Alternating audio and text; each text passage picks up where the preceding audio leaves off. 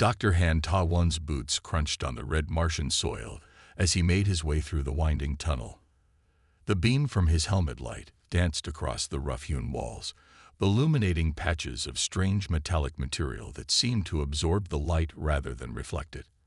After 3 months of excavation, his team had finally broken through to what appeared to be an artificial chamber deep beneath the surface.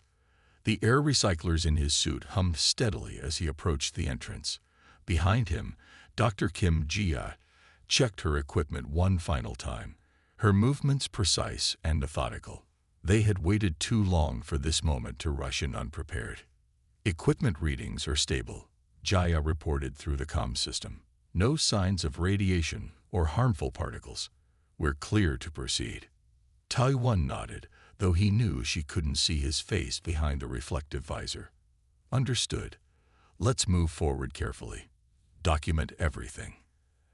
As they stepped into the chamber, their lights revealed a vast circular room with walls covered in intricate patterns. The dust of ages lay thick on the floor, undisturbed for what must have been millions of years.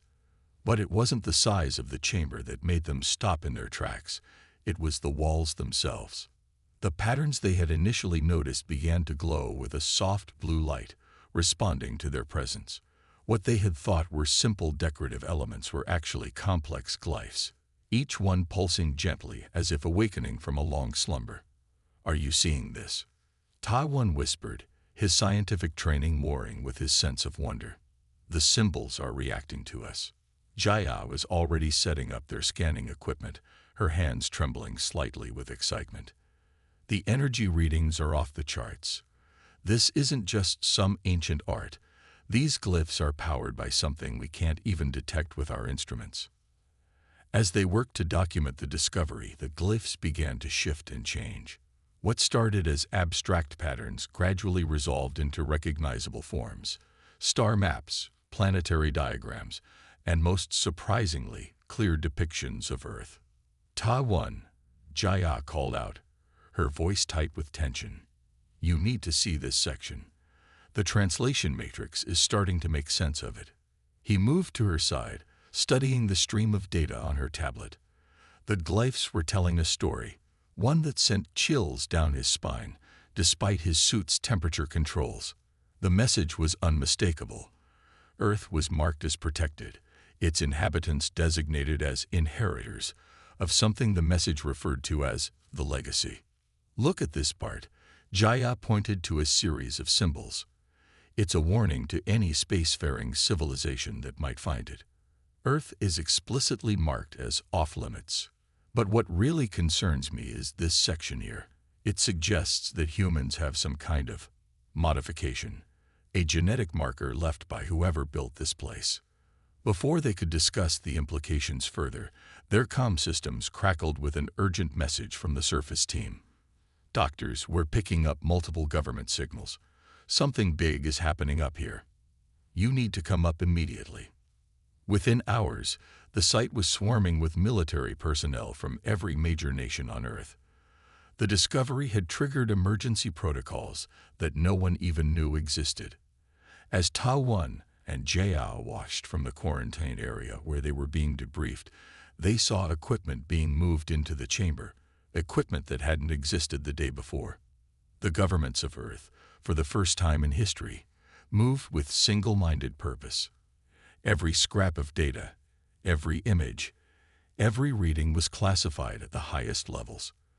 The public would know nothing of what lay beneath the Martian surface. Later that night, as Ta-Wun sat in his temporary quarters at the base, he looked out at the red Martian landscape. The warning they had discovered wasn't just about protecting Earth. It was about protecting the rest of the galaxy from what humanity might become. As he watched the stars twinkling in the black Martian sky, he couldn't help but wonder what other secrets lay waiting to be discovered, and what price they might pay for uncovering them. Throughout the base, the news of the discovery spread in whispers among the cleared personnel. Humanity had just learned it wasn't alone in the universe, and more importantly, that it was far more special than anyone had ever imagined. The real question now was, what would they do with this knowledge? The alarms in Earth Defense Force headquarters blared to life. their urgent tone breaking the usual quiet of the midnight shift. Captain Lee Do-hyun rushed to the command center, his coffee forgotten on his desk. The massive display screen showed something that humanity had been preparing for since the discovery on Mars 5 years ago.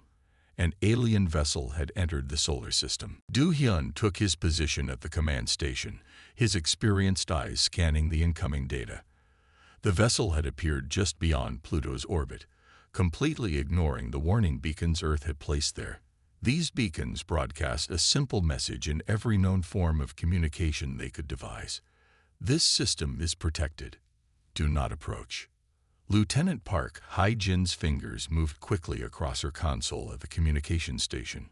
Captain, the vessel is traveling at speeds we've only theorized about. Their trajectory suggests they'll reach Mars within 6 hours. The ship's design was unlike anything they had seen before. Its hull was made of a dark material that seemed to drink in light rather than reflect it. The elegant lines and sleek shape might have been beautiful if not for the obvious weapon ports dotted across its surface. This was no peaceful explorer. It was a warship. "Show me the beacon status," Do-hyun ordered, keeping his voice steady despite the tension in the room. The secondary display showed their warning system was functioning perfectly. The alien ship was simply choosing to ignore it. "Sir, they're broadcasting now," Hae-jin reported, her hands moving to adjust the incoming signal. "The message is being transmitted on all frequencies we monitor, and several we didn't know existed." The message played through the command center speakers in a series of translated texts and audio. "This is the Imperial Scout vessel Dark Star of the Galactic Empire. We seek diplomatic contact with the governing authorities of Earth." Do-hyun's orders for this scenario were clear and absolute. No contact was to be made. Earth had spent the last 5 years preparing for this moment, hiding their true capabilities behind a facade of normal satellite activity and space debris. "All stations, initiate Protocol 7, Do-hyun commanded. Around the room, officers began the sequence they had drilled countless times, track their approach, and prepare defensive systems for activation. Hours passed as the alien vessel moved deeper into the solar system. It passed Jupiter without slowing, its sensors no doubt scanning everything in reach. When it crossed Saturn's orbit, Do-hyun ordered all non-essential personnel to evacuate to the underground bunkers. "They're broadcasting again," Hae-jin announced. "They're requesting response to their diplomatic overture." Do-hyun watched as the ship approached the asteroid belt. "Maintain communication silence. Are our defense platforms in position?" "Yes, sir. All systems report ready." The alien vessel passed Mars' orbit, crossing the line that humanity had drawn in space. Do-hyun took a deep breath and gave the order they had all been waiting for: activate defense grid. What appeared to be simple satellites and space debris suddenly came to life. Hundreds of platforms that had been disguised as ordinary objects revealed their true nature. Energy weapons powered up, shield generators hummed to life, and targeting systems locked onto the intruding vessel. The alien ship's reaction was immediate. Their energy readings spiked as they raised their own shields, but they weren't prepared for the sheer number of weapons suddenly targeting them. "They're charging weapons," Hae-jin reported, her voice tense but professional. "Fire warning shots. Pattern Delta." The defense platforms fired in perfect synchronization, their energy beams deliberately missing the alien vessel but forming a cage of deadly light around it. The message was clear. The next shots would not miss. The alien ship hung in space for several long moments, its weapons still charged. Then, slowly, it began to turn. "They're powering down weapons," Hae-jin announced. "Wait, they're broadcasting again." A new message filled the command center. "Message received. Withdrawing from system. The Empire will remember this." Do-hyun watched as the ship retreated, accelerating faster than anything humanity had officially achieved. As it disappeared past Pluto's orbit, the tension in the command center finally broke. "Stand down to alert level 2, Do-hyun ordered.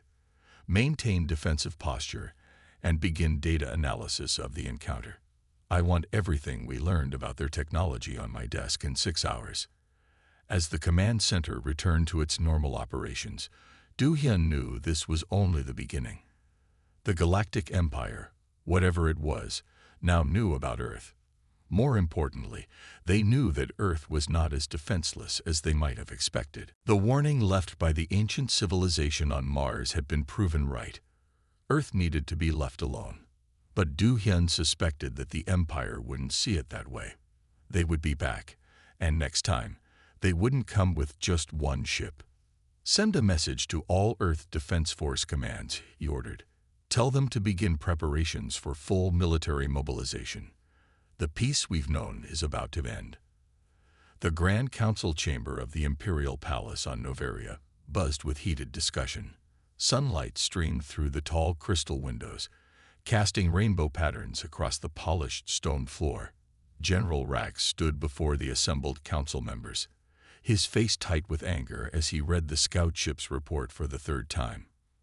"This is nothing but a minor setback," he declared, tossing the report onto the gleaming table. "Some primitive world with stolen technology managed to surprise our scout ship, nothing more." Officer Nam Young-mei stood quietly in her position near the wall, watching the proceedings with careful attention. As the only human in the Imperial service, she had spent years carefully building her cover story as a refugee from a distant human colony. Now, as she listened to the Empire's leaders dismiss the warnings about Earth, she felt her heart race. The defensive capabilities they displayed were far beyond what we expected, Captain Min of the scout ship argued through the holographic display. His image flickered slightly as he spoke. Their technology appeared to match some of our most advanced systems. General Rax waved his hand dismissively. A few hidden weapon platforms, probably salvage from some ancient ruins. These humans are barely space-capable by our standards. Young-mei stepped forward, knowing she was breaking protocol, but unable to stay silent. "If I may speak, honored council."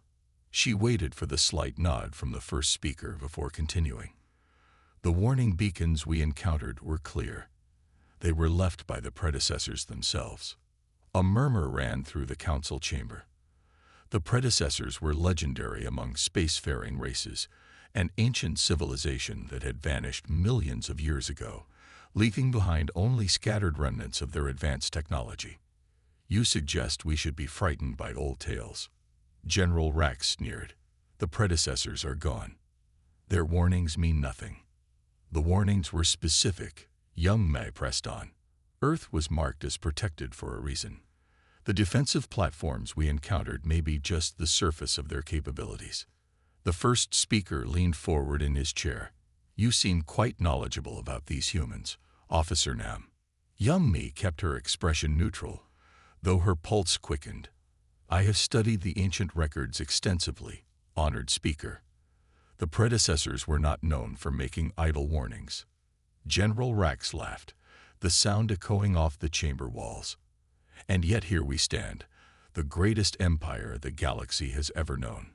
We have conquered 1,000 worlds. What threat could one primitive planet pose?" Young-mei watched as heads nodded around the chamber. The empire had grown too powerful, too certain of its own superiority. They had forgotten that pride often came before destruction. "I propose we assemble an invasion fleet," General Rax continued. 3 battle groups should be more than sufficient to overwhelm their defenses and bring this Earth into the Empire where it belongs. "The cost of such an operation," one of the council members began, "will be nothing compared to the resources we'll gain." Rax interrupted. "A new world, new subjects for the Empire, and whatever technology they've managed to salvage. The benefits far outweigh any risks." Young-mei tried one last time. "The warnings speak of guardians, of inheritors. If Earth truly holds predecessor technology." "Enough." General Rax turned to her, his eyes cold. "You forget your place, Officer Nam. The council will make its decision without the input of a junior officer." The first speaker raised his hand for silence. "The council will vote. Those in favor of assembling an invasion fleet." Young-mei's heart sank as she watched hands rise around the chamber. The Empire's pride had won out over caution. As the council members filed out, She heard them already discussing how to divide Earth's resources among themselves. In the empty chamber, young May stood alone, looking out at the setting sun of Noveria. She touched the small communicator hidden beneath her uniform, a quantum-entangled device that could reach Earth instantaneously. Her message would be brief but crucial. The Empire has voted. They're coming. Prepare. As she watched ships begin to gather in orbit, young Mai thought about the ancient warnings. The Empire believed they were invincible, that their technology and numbers made them unstoppable. But she knew something they didn't. The warnings hadn't been placed to protect Earth from the galaxy. They had been placed to protect the galaxy from Earth. The invasion fleet would learn that lesson soon enough. She only hoped some of them would survive to tell the tale. The stars disappeared one by one as the Imperial fleet dropped out of hyperspace at the edge of the solar system. 300 warships, each one carrying enough firepower to level a continent, formed up in attack formation. On Earth's moon, Commander Choi Sung-ho watched the tactical display with calm determination. They really brought 3 battle groups, he said, his voice steady as he addressed the Lunar Command Center, exactly as Officer Naum warned us. The lunar base, hidden beneath the moon's surface, hummed with activity. What appeared to be a simple research station from above was actually humanity's most advanced military installation.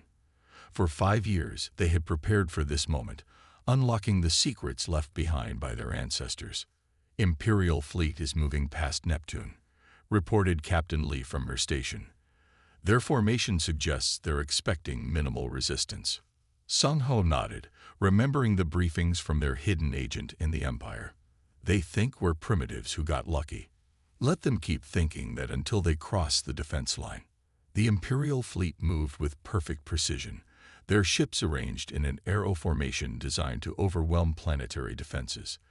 They passed Jupiter without slowing, their sensors no doubt showing them exactly what they expected to see, a handful of primitive satellites and space stations.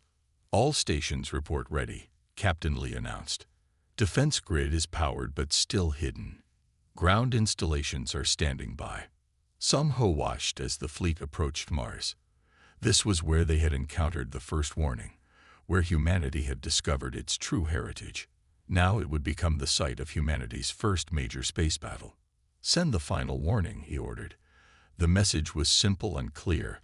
Imperial fleet, you have entered restricted space. Withdraw immediately. The response came quickly. A barrage of energy weapons that lit up space around Mars. The Imperial ships were showing their contempt for the warning by destroying the warning beacons. They've crossed the line, Captain Lee reported. Defense grid is active. What the Imperial fleet saw next made them pause. Hundreds of objects they had dismissed as debris suddenly came alive. But these weren't the simple weapon platforms they had encountered before. These were products of 5 years of studying the ancient technology they had inherited. The first wave of Imperial ships fired their weapons and watched in shock as their energy beams bent away from their targets, curved by devices that could manipulate space itself. Their most powerful weapons splashed harmlessly against shields that didn't just block energy, but absorbed and redirected it. Launch the counterattack, Sung-ho ordered. Show them what they've walked into. From the lunar surface, waves of fighters emerged. They were small craft, but each one carried weapons that the Empire had never seen before, weapons that passed straight through their shields, as if they didn't exist. This is Commander Choi Sung-ho of Earth Defense, he broadcast to the Imperial fleet. We tried to warn you. Earth is off limits for a reason. The Imperial fleet's perfect formation broke apart as ships began exploding. Their shields, impenetrable to normal weapons, meant nothing against technology designed to ignore the very laws of physics they relied on. They're trying to regroup, Captain Lee reported. Second wave is moving to support the first. Sung-ho watched as the Empire learned a harsh lesson about human ingenuity. They had spent centuries perfecting their technology. Humanity had spent 5 years studying something far more advanced and making it their own. Activate the gravity wells, he ordered.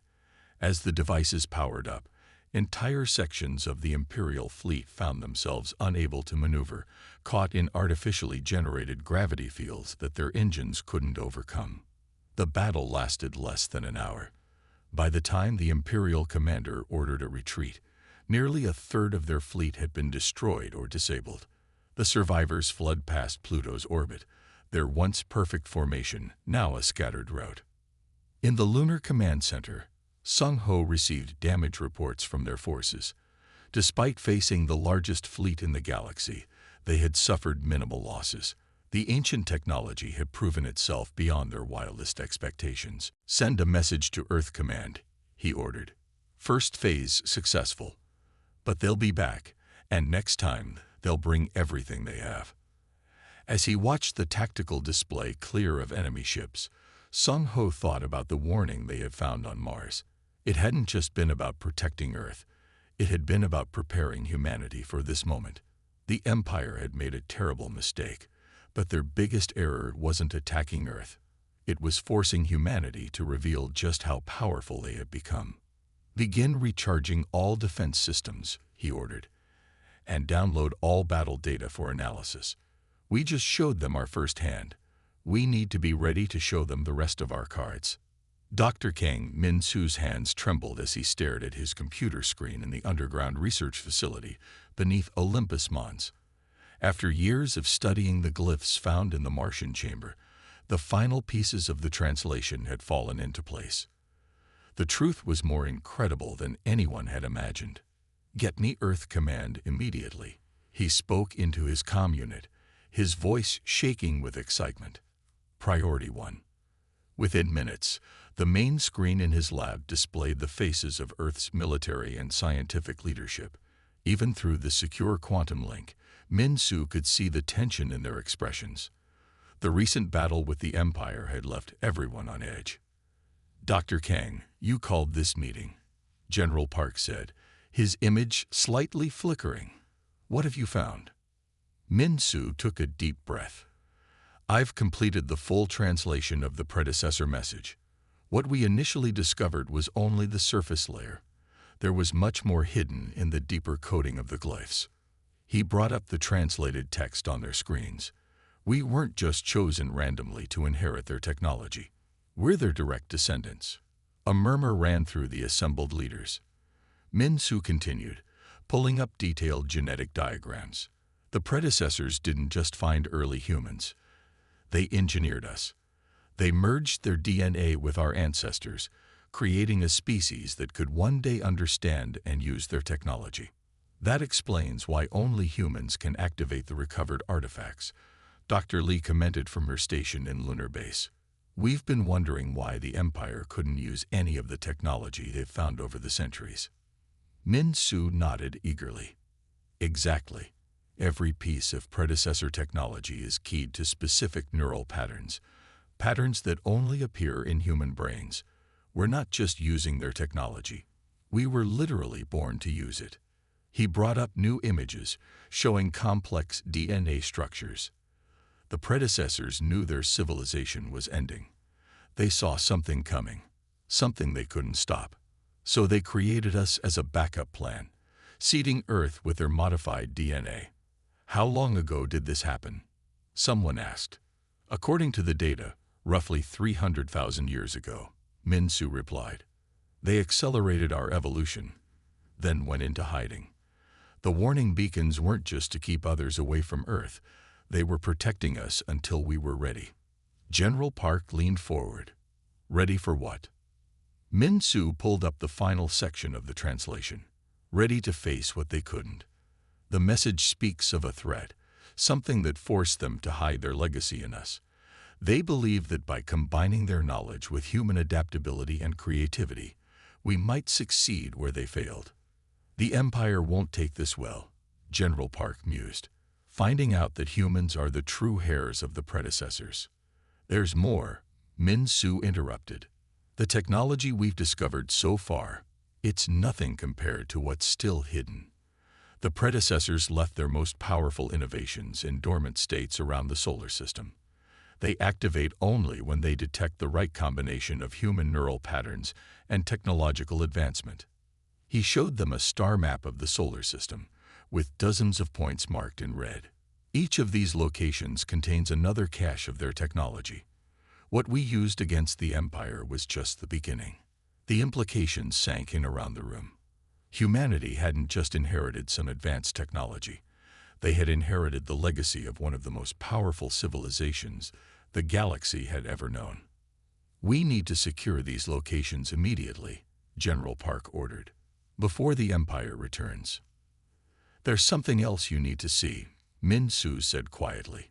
He brought up one final image, a genetic sequence that pulsed with strange energy. This was embedded in our DNA by the predecessors.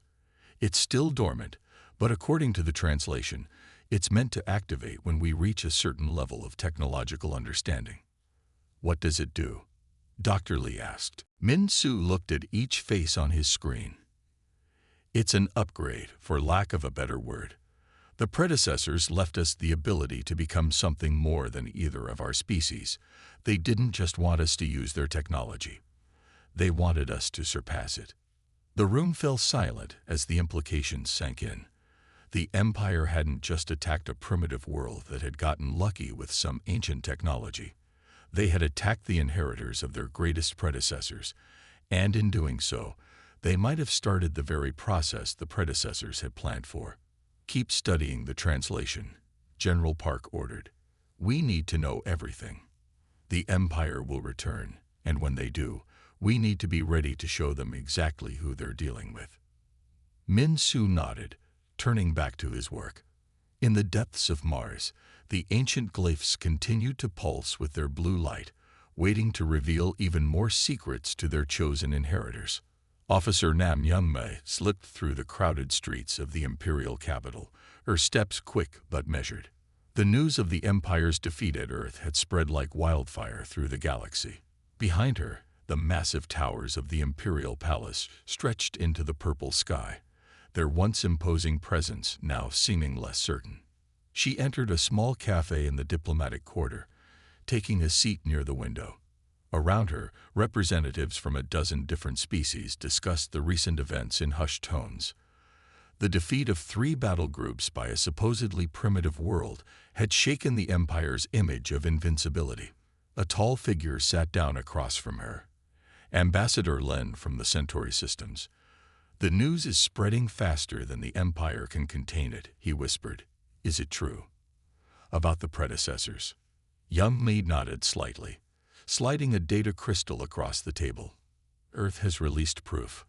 We're their descendants, and we've only begun to unlock their legacy." The Empire's crisis had started with whispers and grew into shouts. Worlds that had been under imperial control for centuries began to question their rulers.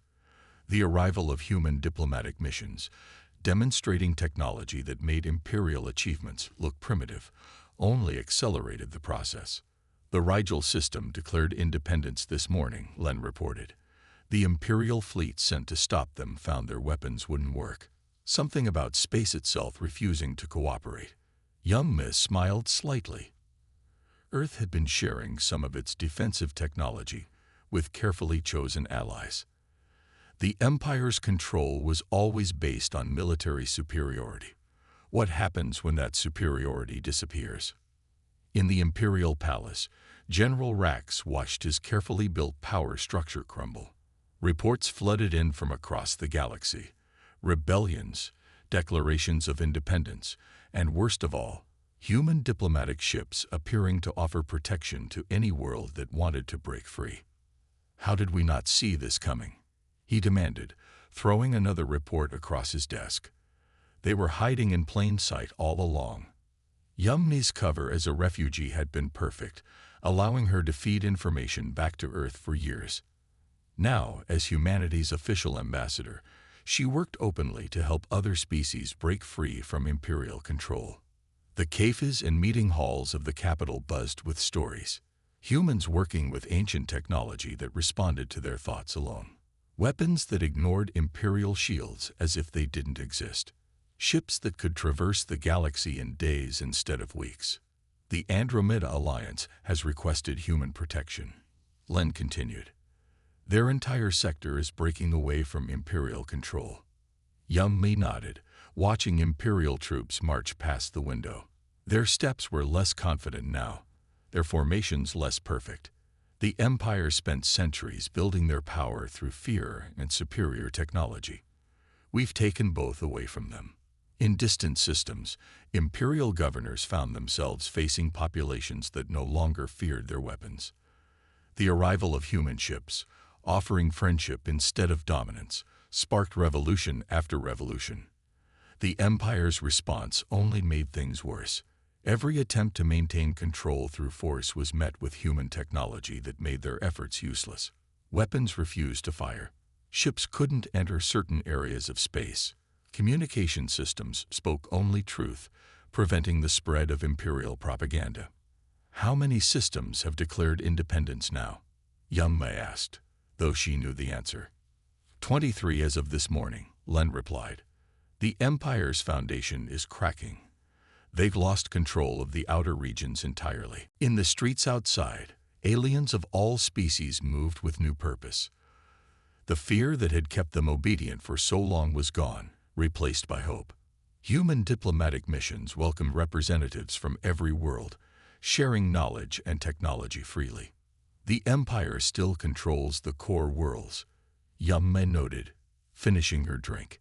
They won't give those up without a fight. Will Earth intervene if they try to hold them by force? Yumma stood, straightening her diplomatic uniform. We don't need to fight. The predecessors left us better ways to handle bullies. The Empire's time is ending. They just don't know it yet. As she walked back through the capital's streets, Yumma saw the changes everywhere. Imperial propaganda screens flickered with interference. Transport ships carried refugees to free systems. The Empire's grip on power loosened with each passing day. In her hidden communications room, she prepared her daily report to Earth. The Empire's crisis wasn't just about losing territory. It was about losing the very foundation of their power. They had ruled through fear and force, while humanity offered friendship and freedom. The Empire's foundation hadn't just cracked, it had shattered. And in its place, something new was beginning to grow. The new Galactic Council chamber sparkled under the light of 3 suns, its crystal walls designed to represent the transparency of the new era. Ambassador Kim Dae-sung adjusted his formal robes as he prepared to address the largest gathering of species ever assembled in the galaxy's history. Representatives from over 500 worlds filled the chamber, their faces and forms as diverse as the stars themselves. The Imperial delegation sat in their assigned section, their once proud uniforms modified to reflect their new status as equals rather than rulers.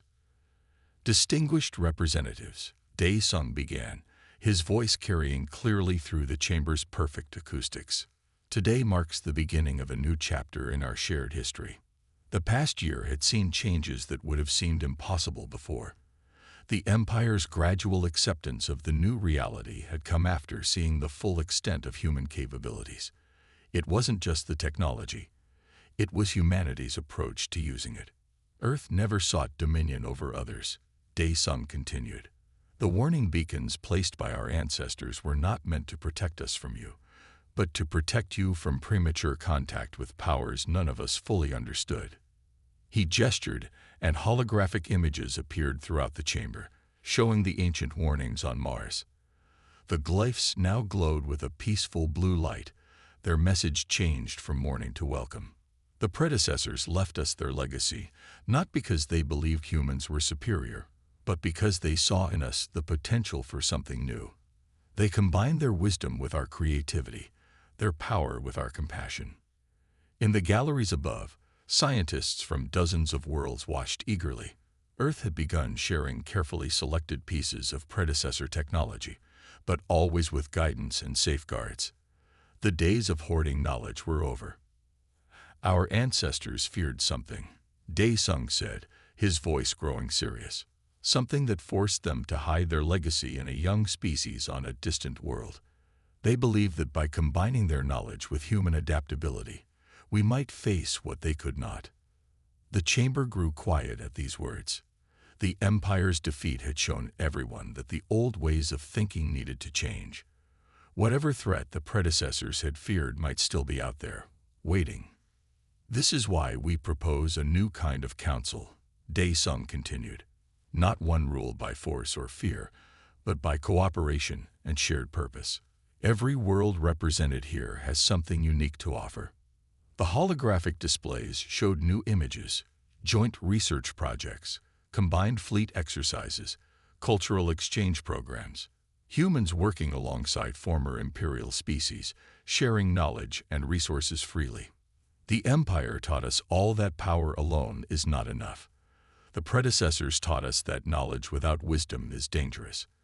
Today, we have the chance to learn from both lessons. In the Mars chamber, automated sensors recorded the ancient glyphs as they shifted and changed. The warnings that had protected Earth for so long were being replaced by new messages, guides for the future rather than warnings about the past. Let us build something new together, Dae-sung said, spreading his arms to encompass the entire chamber. Not an empire of fear, but an alliance of equals. Not subjects and rulers, but partners and friends. The vote that followed was nearly unanimous. The new Galactic Alliance would replace the old empire, with Earth serving not as a ruler but as a guide. Human technology would be shared responsibly, while other species contributed their own unique insights and abilities. As the session ended, Dae-sung stood at the chamber's great window, watching ships from 100 worlds move through the sunset-painted sky. Beside him, the former Imperial Admiral who had led the attack on Earth nodded respectfully. "We were wrong about your people," the Admiral admitted. "The warnings weren't about your weapons. They were about your potential." Dae-sung smiled. "The greatest power isn't in weapons or ships. It's in the ability to turn enemies into friends." Across the galaxy, the changes continued. The ancient warnings faded away, replaced by messages of hope and cooperation. The predecessors' legacy had been fulfilled, but in a way they might never have expected. Their inheritors had chosen to share rather than dominate, to guide rather than rule. And in doing so, they had created something entirely new, a galaxy united not by force, but by choice. The light of 3 suns set on the first day of the new era, casting long shadows through the council chamber. The future was uncertain, but for the first time in centuries, it was filled with hope rather than fear. And on Mars, in the chamber where it all began, the ancient glyphs continued their peaceful blue glow, their purpose finally fulfilled. The warning had been heard, understood, and transformed into something better, just as humanity itself had been transformed from inheritors into guardians of a brighter future.